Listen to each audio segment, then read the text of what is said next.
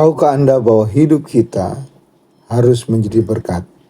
Banyak orang tidak tahu bagaimana tujuan hidup dan buat apa dia hidup.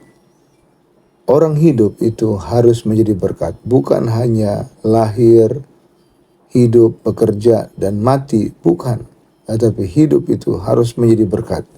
Menjadi berkat, kita ingat kisah tentang orang Samaria yang baik hati. Dalam kisah di Lukas pasal 10 ayat 33 sampai 35, ya.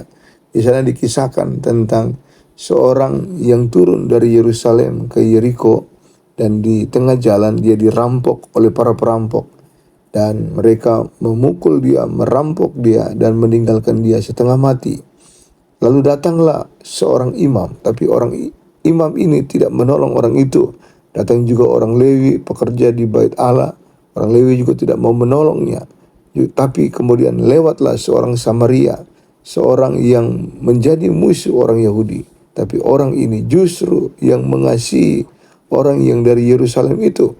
Dia menolong orang itu, dia membalut dengan bekalnya, memberikan minyak dan anggur, dan bahkan membopong ke keledainya dan membawa ke tempat penginapan. Lalu dia membayar 2 dinar kepada pemilik penginapan dan bahkan berjanji akan kembali untuk memberikan yang terbaik, yang melunasi tagihan-tagihan yang ada. Orang ini bukan orang yang kaya, tetapi orang yang diberkati untuk menjadi berkat. Jadi orang Samaria menjadi berkat karena ia diberkati. Ia punya minyak, ia punya anggur, ia punya uang. Dia bukan orang kaya, dia hanya musafir biasa, tetapi dia mau menjadi berkat. Dia mau menolong orang yang kesusahan itu, dan inilah tipikal orang yang mau menjadi berkat. Nah, jadi agar menjadi berkat, kita harus diberkati. Diberkati artinya bukan kaya raya, tetapi orang yang mau membagi. Diberkati artinya orang yang mau memberi, orang yang mau mengabdikan diri seperti orang Samaria yang baik hati. Nah, bagaimana Anda mau diberkati? Yang pertama, kalau Anda mau diberkati, Anda harus tinggal dalam Yesus.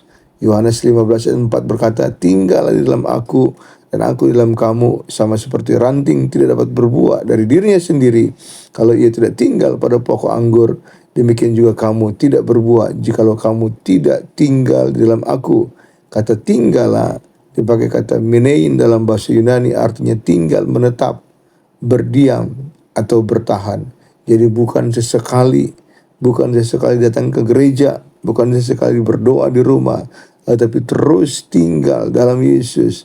Dalam setiap persoalan, keadaan apapun, Anda tinggal dalam Yesus. Tinggal dalam Yesus itu artinya apa?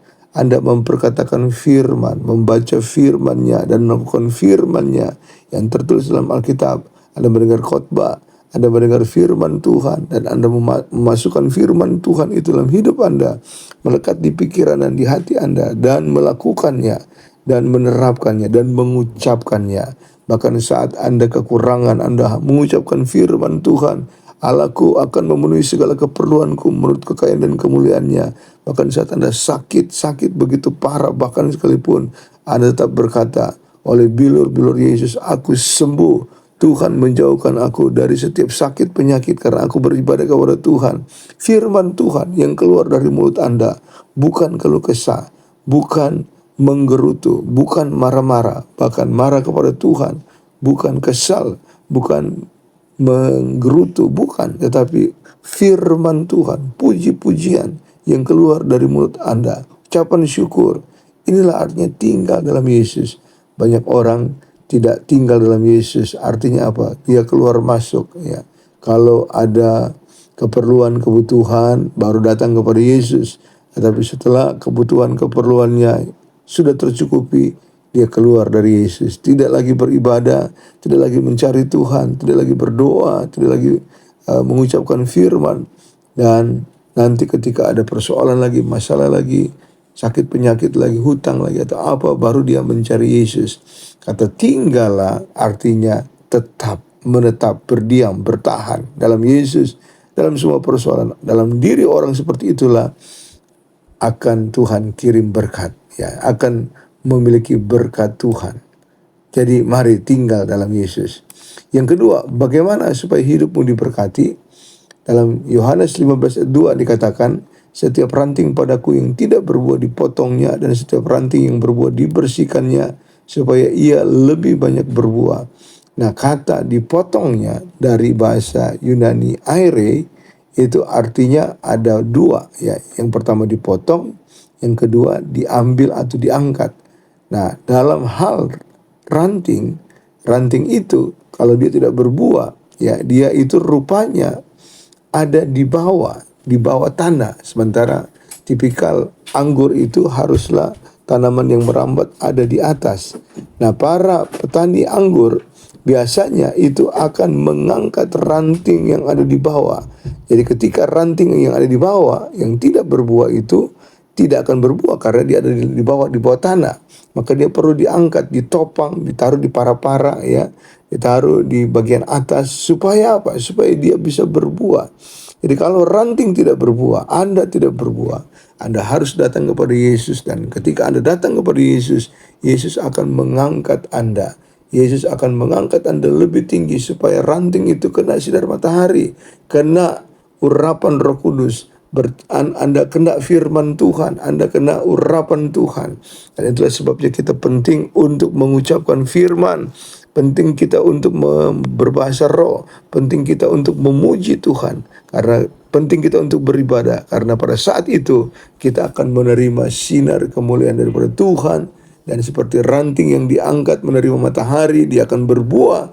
Demikian juga kita yang menerima urapan Tuhan, kita akan berbuah. Sangat penting kita untuk terus beribadah kepada Tuhan. Maka setiap hari kita ada doa, setiap hari kita beribadah kepada Tuhan. Bukan hanya hari Minggu, tapi tiap hari kita berdoa, beribadah kepada Tuhan. Itu seperti ranting yang diangkat, kena sinar matahari.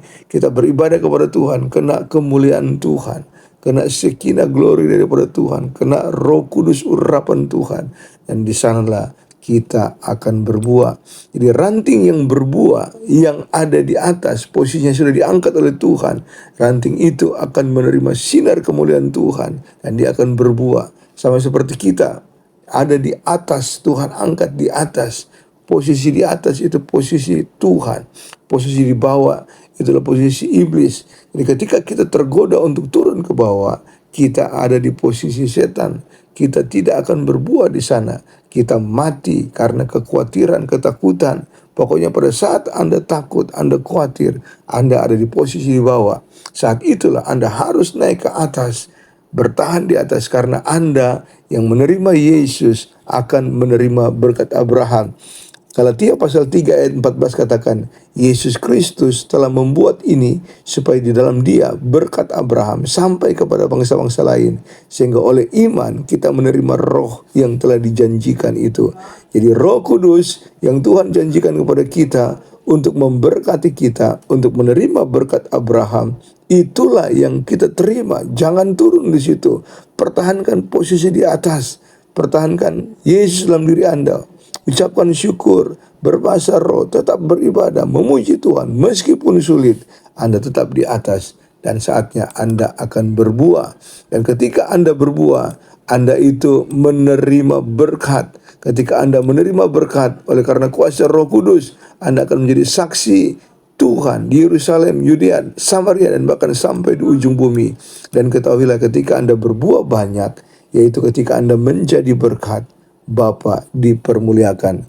Karena Bapa dipermuliakan artinya Bapa rindu setiap kita berbuah banyak. Berbuah banyak. Jadi hari ini terimalah berkat Bapa. Roh Kudus yang akan membuat Anda berbuah. Tinggallah di atas, tinggallah dalam Yesus. Anda akan berbuah banyak. Jadi berkat, bagilah berkat. Mulai dari sekarang, jangan tunggu jadi kaya. Tetapi dengan apa yang ada pada Anda, bagikanlah. Bagikanlah hidup Anda menjadi berkat bagi sesama di sekitar Anda, di gereja kita, menjadi berkat. Demikian suara gembala, Tuhan memberkati. Mari hidup menjadi berkat. Amin.